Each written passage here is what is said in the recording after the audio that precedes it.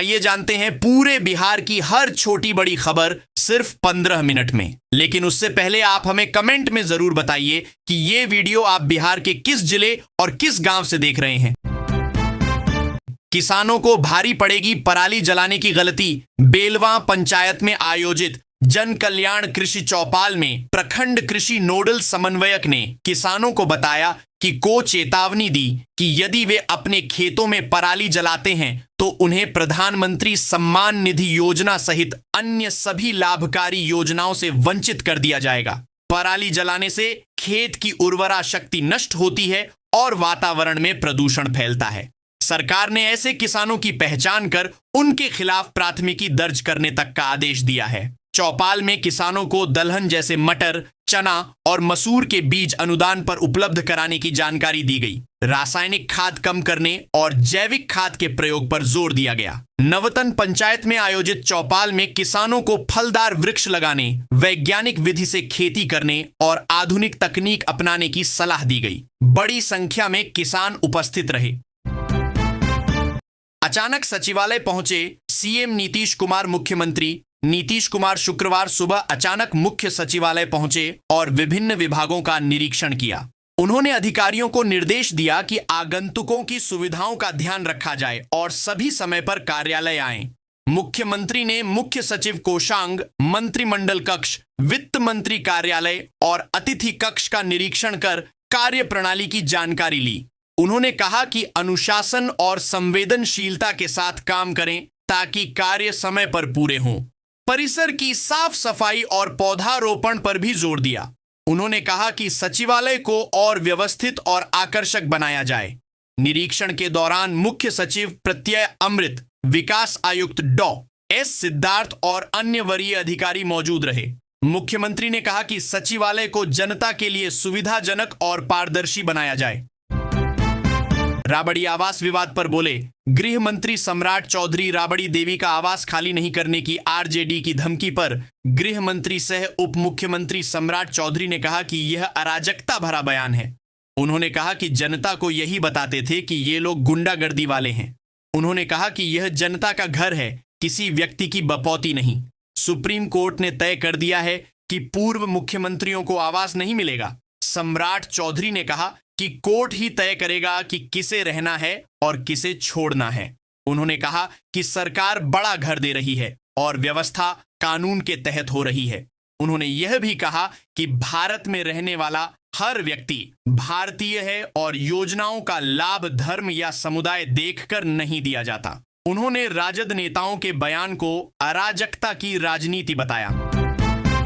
Bulldozer action पर तेज प्रताप का हमला। बिहार में अवैध कब्जा हटाने के लिए चल रहे बुलडोजर अभियान पर तेज प्रताप यादव ने सोशल मीडिया पर नाराजगी जताई। उन्होंने लिखा कि नीतीश सरकार के नए गृह मंत्री गरीबों और दलितों के घर उजाड़ रहे हैं। नालंदा, सीतामढ़ी, पटना और आरा समेत कई जिलों में पिछले 2 दिनों से लगातार घर तोड़े जा रहे हैं। तेज प्रताप ने कहा कि ठंड के मौसम में घर टूटने का दर्द बच्चों, महिलाओं और बुजुर्गों पर भारी पड़ रहा है। उन्होंने चेतावनी दी कि गरीबों के आंसू और बद्दुआ से कोई नहीं बच पाएगा। उन्होंने मांग की कि सरकार तुरंत बुलडोजर कार्रवाई रोककर प्रभावित परिवारों को रहने की व्यवस्था और आर्थिक सहायता दे। तेज प्रताप ने कहा कि जनता समय आने पर इसका हिसाब जरूर लेगी। बिहार की 10 लाख महिलाओं के खाते में पहुंचे 10-10 हजार रुपये। मुख्यमंत्री महिला रोजगार योजना के तहत आज बिहार की 10 लाख महिलाओं के खाते में 10-10 हजार रुपये की राशि ट्रांसफर की गई। मुख्यमंत्री नीतीश कुमार ने डीबीटी के माध्यम से करीब 1000 करोड़ रुपये की राशि भेजी। इस योजना की घोषणा विधानसभा चुनाव से पहले की गई थी। राशि का उद्देश्य महिलाओं को छोटे उद्यम शुरू करने और आत्मनिर्भर बनने में मदद करना है। जीविका समूह से जुड़ी ग्रामीण क्षेत्र की 9,50,000 और शहरी क्षेत्र की 50,000 महिलाओं 1000 करोड़ रुपये की राशि भेजी। इस योजना की घोषणा विधानसभा चुनाव से पहले की गई थी। राशि का उद्देश्य महिलाओं को छोटे उद्यम शुरू करने और आत्मनिर्भर बनने में मदद करना है। जीविका समूह से जुड़ी ग्रामीण क्षेत्र की 9,50,000 और शहरी क्षेत्र की 50,000 महिलाओं को सीधा लाभ मिला। अब तक 1.40 करोड़ महिलाओं को इस योजना का लाभ मिल चुका है। जीविका ने महिलाओं को बचत, अनुशासन और सामूहिक विकास की राह दिखाई है। पहले जहां महिलाएं घरेलू कार्यों तक सीमित थीं, वहीं अब वे आर्थिक रूप से सशक्त हो रही हैं। शपथ लिए बिना काम पर जुटी मैथिली ठाकुर। अलीनगर विधानसभा सीट से भाजपा की विजेता उम्मीदवार मैथिली ठाकुर ने शपथ लिए बिना ही काम करना शुरू कर दिया है। बिहार की सबसे युवा विधायक ने कहा कि चुनाव जीतने के बाद वेकेशन और छुट्टी जैसे शब्दों का मतलब ही भूल गई हैं। उन्होंने कहा कि जनता ने उन्हें उम्मीदों के साथ चुना है और वे उन पर खरा उतरने का प्रयास करेंगी। मैथिली ने बताया कि अंदर से उन्हें बहुत मजबूत जिम्मेदारी का एहसास हो रहा है और वे लगातार लोगों से मिल रही हैं। उन्होंने कहा कि विपक्ष पर टिप्पणी करने के बजाय उनका ध्यान अपने क्षेत्र के विकास पर है। मैथिली ने एसआईआर मुद्दे पर कहा कि उनका काम अपने विधानसभा क्षेत्र को आगे बढ़ाना है। उनकी सक्रियता ने उन्हें सुर्खियों में ला दिया है। पटना में ठंड का 15 साल का रिकॉर्ड टूटा। पटना में 25 नवंबर को न्यूनतम तापमान 16.7 डिग्री सेल्सियस दर्ज किया गया, जो पिछले 15 वर्षों में सबसे अधिक है। 2020 में इसी दिन न्यूनतम तापमान 9.4 डिग्री सेल्सियस था। गुरुवार को औरंगाबाद में सबसे कम तापमान 9.7 डिग्री सेल्सियस दर्ज हुआ, जबकि अररिया में अधिकतम तापमान 30.2 डिग्री रहा। मौसम विभाग ने बताया कि अगले 4 दिनों तक सुबह हल्के से मध्यम कोहरे की संभावना है। 4 से 5 दिनों तक अधिकतम तापमान में बदलाव नहीं होगा, लेकिन न्यूनतम तापमान में गिरावट आएगी। पूर्णिया में दृश्यता 450 मीटर दर्ज की गई। पटना और आसपास के इलाकों में सुबह कोहरा छाया रहा, लेकिन दिन में धूप निकलने से मौसम सामान्य बना रहा। हार के बाद चुप्पी साधे दिल्ली रवाना हुए तेजस्वी यादव। विधानसभा चुनाव में करारी हार के बाद राजद नेता तेजस्वी यादव चुप्पी साधे हुए हैं। 3 दिन पहले पत्नी और बच्चों को दिल्ली भेजने के बाद गुरुवार को वे खुद भी दिल्ली रवाना हो गए।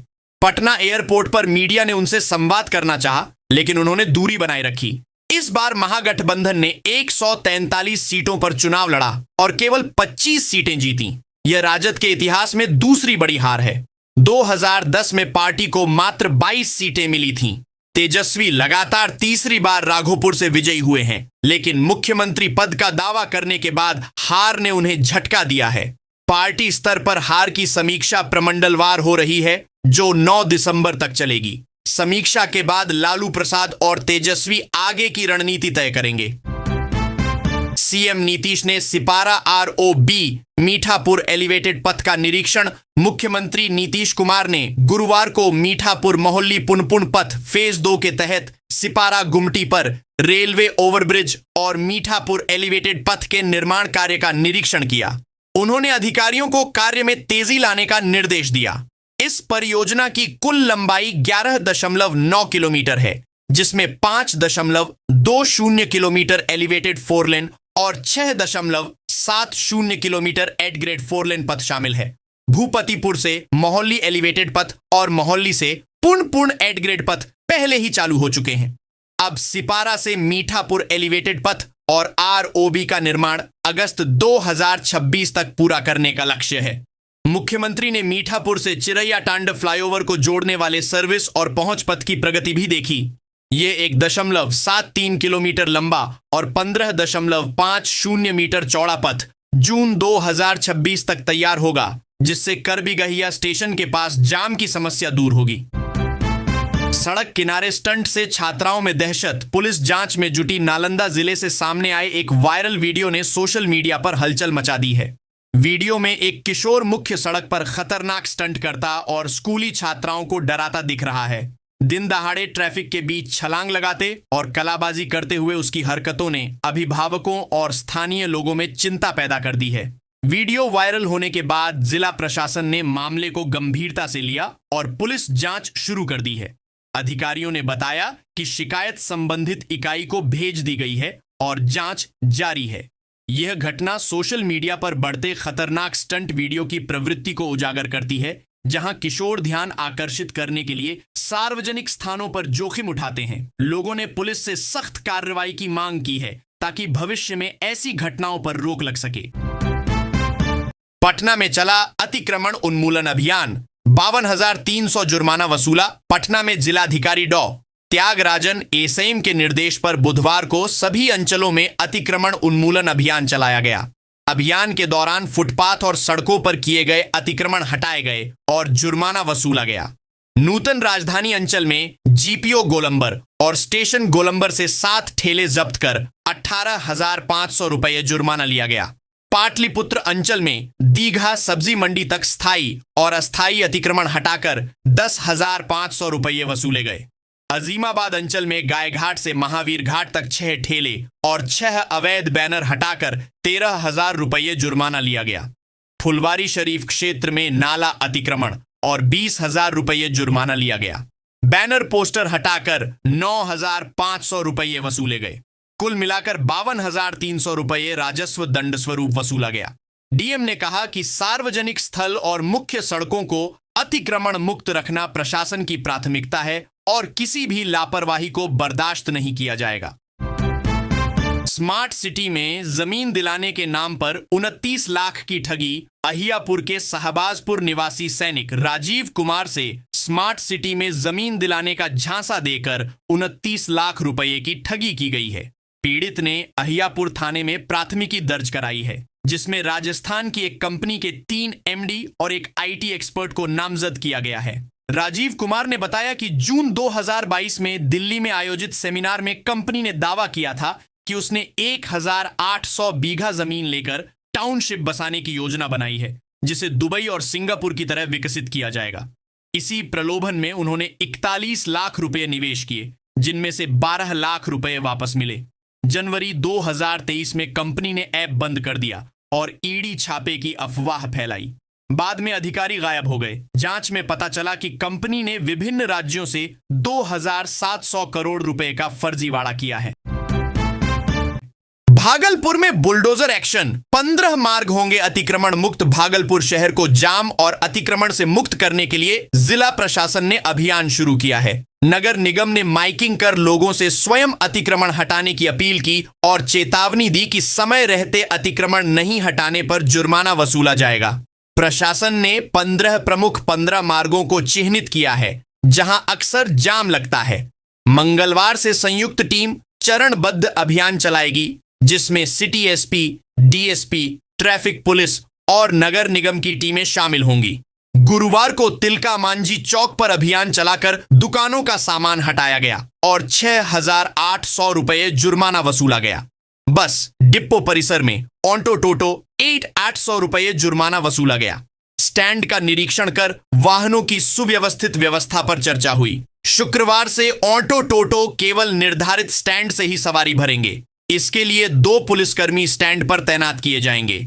हाई कोर्ट ने 23 परिवारों को उजाड़ने पर लगाई रोक। मानपुर प्रखंड के लखनपुर पंचायत स्थित रसलपुर मांझी टोला में प्रशासन द्वारा 22 घरों को अतिक्रमण बताकर खाली कराने का नोटिस जारी किया गया था।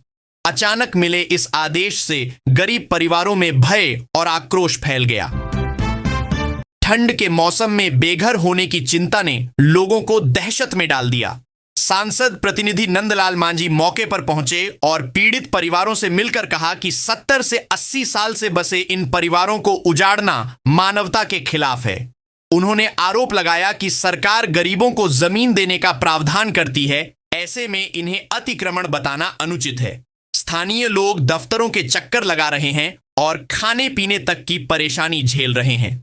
इस बीच अंचल अधिकारी सुबोध कुमार सिंह ने बताया कि हाई कोर्ट के निर्देशानुसार कार्रवाई पर रोक लगाई गई है और पुनर्वास की व्यवस्था की जाएगी। जीविका से जुड़ी महिलाओं के खाते में आएंगे 10-10 हजार महिलाओं की आर्थिक प्रगति को लेकर मुख्यमंत्री महिला रोजगार योजना के तहत जीविका से जुड़ी 55,000 महिलाओं के खाते में शुक्रवार को 10-10 हजार रुपए भेजे जाएंगे। यह राशि उनके छोटे उद्यमों को मजबूती देने और स्वयं का रोजगार शुरू करने में मदद करेगी। जीविका समूह से जुड़कर महिलाओं ने बचत, अनुशासन और सामूहिक विकास की राह पकड़ी है। जिला परियोजना प्रबंधक आचार्य मम्मट ने बताया कि राशि भेजने की प्रक्रिया पूरी कर ली गई है। यह आर्थिक सहायता महिलाओं को सिलाई, दुकान संचालन, पशुपालन, खाद्य प्रसंस्करण, सब्जी उत्पादन, मछली पालन और सूक्ष्म उद्योग जैसे रोजगार शुरू करने में मदद करेगी। अब तक 5,88,029 महिलाओं को इस योजना का लाभ मिल चुका है और 588 करोड़ रुपए से अधिक सीधे उनके खातों में भेजे गए हैं। पाकिस्तान की टिप्पणी पर गिरिराज सिंह का पलटवार। राम मंदिर में धर्म ध्वजारोहण को लेकर पाकिस्तान की टिप्पणी पर केंद्रीय मंत्री गिरिराज सिंह ने तीखी प्रतिक्रिया दी। उन्होंने कहा कि पाकिस्तान को भारत की आस्था पर बोलने का कोई अधिकार नहीं है।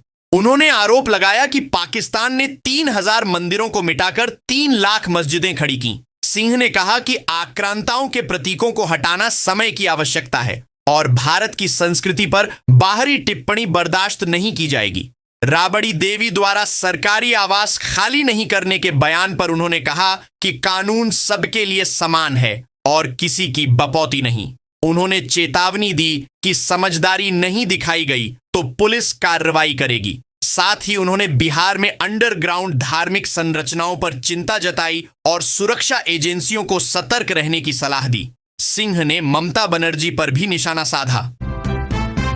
भोजपुर में बनेगी नई बाईपास सड़क, जाम से मिलेगी राहत। भोजपुर जिले के पीरो शहर को जाम से मुक्त कराने के लिए ओजवलिया बचरी फाल बाईपास सड़क का निर्माण शुरू होने जा रहा है। गुरुवार को अंचलाधिकारी लखेंद्र कुमार, आरसीडी के असिस्टेंट इंजीनियर, राजस्व कर्मी और वार्ड पार्षद की मौजूदगी में सड़क का सीमांकन कार्य प्रारंभ किया गया। सीओ ने बताया कि सीमांकन पूरा होते ही निर्माण कार्य आगे बढ़ेगा। लंबे समय से स्थानीय लोग और सामाजिक राजनीतिक कार्यकर्ता बाईपास सड़क की मांग कर रहे थे। कुछ माह पूर्व मुख्यमंत्री नीतीश कुमार ने भोजपुर में कई योजनाओं की घोषणा की थी, जिसमें इस बाईपास सड़क का निर्माण भी शामिल था।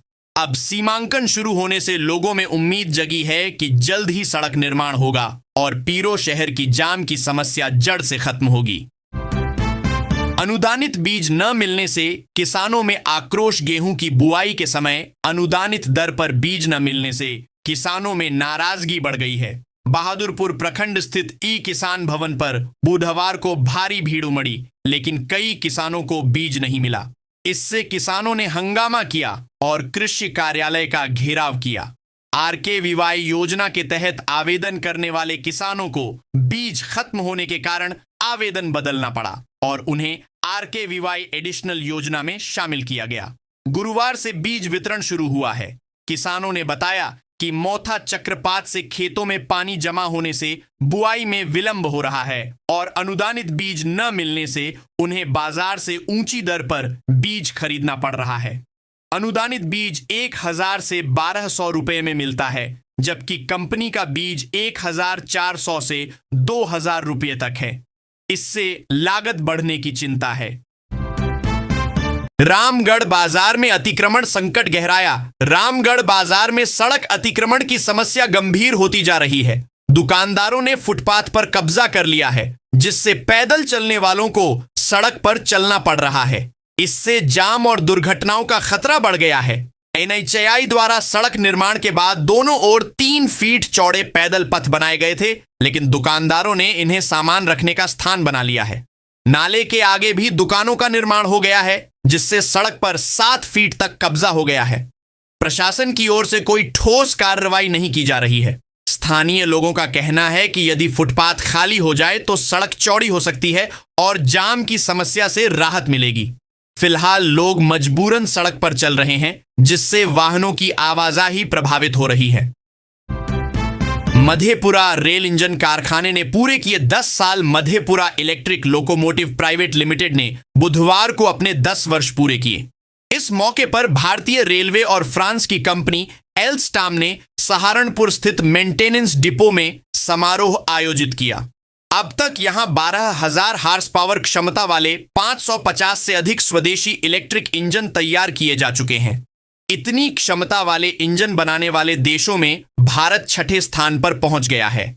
एल्स्टाम भारतीय रेलवे के साथ साझेदारी में मालवाहक इंजन का निर्माण कर रही है और 800 सुपर पावर्ड लोकोमोटिव भारतीय रेल को देने का लक्ष्य है। मई 2020 में पहला इंजन सेवा में शामिल हुआ था। परियोजना ने मेक इन इंडिया और आत्मनिर्भर भारत को मजबूती दी है। इससे स्थानीय सप्लाई चेन विकसित हुई और 10,000 से अधिक नौकरियां बनी। नागपुर और सहारनपुर में आधुनिक डिपो तैयार किए गए हैं और 22,000 से अधिक कर्मचारियों को प्रशिक्षण दिया गया है।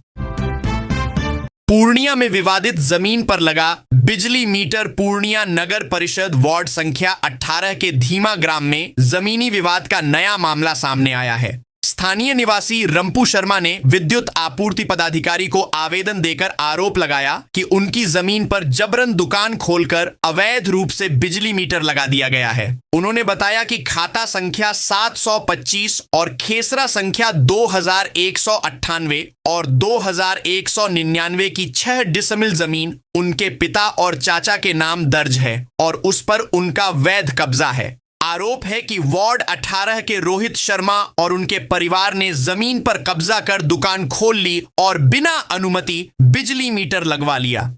पीड़ित ने विभाग से जांच कर विवादित स्थल से मीटर और उपकरण हटाने की मांग की है। उन्होंने कहा कि यह पूरी तरह अवैध है और आगे विवाद या दुर्घटना की स्थिति उत्पन्न हो सकती है। छपरा की महिलाओं को मिला नीतीश सरकार का तोहफा। मुख्यमंत्री महिला रोजगार योजना के तहत बिहार की 10 लाख महिलाओं के बैंक खातों में 10-10 हजार रुपए की राशि भेजी गई। मुख्यमंत्री नीतीश कुमार ने राज्य स्तरीय कार्यक्रम में डीबीटी के माध्यम से यह राशि ट्रांसफर की। योजना का उद्देश्य महिलाओं को स्वरोजगार के अवसर देना और परिवार की आर्थिक प्रगति में उनकी भागीदारी सुनिश्चित करना है। सारण जिले की 17,608 महिलाओं को आज की किस्त का लाभ मिला, जबकि अब तक जिले की 5,11,229 महिलाएं इस योजना से लाभान्वित हो चुकी हैं। मात्र 2 माह में सारण में 511 करोड़ रुपए से अधिक की राशि वितरित की गई है। कार्यक्रम का लाइव प्रसारण जिला मुख्यालय से लेकर सभी प्रखंडों में वेबकास्टिंग के जरिए किया गया। छपरा में आयोजित जिला स्तरीय कार्यक्रम में विधायक छोटी कुमारी, जिलाधिकारी अमन समीर और बड़ी संख्या में जीविका दीदियां मौजूद रहीं। नेताओं ने कहा कि यह योजना महिलाओं को आत्मनिर्भर बनाने की दिशा में मील का पत्थर साबित होगी।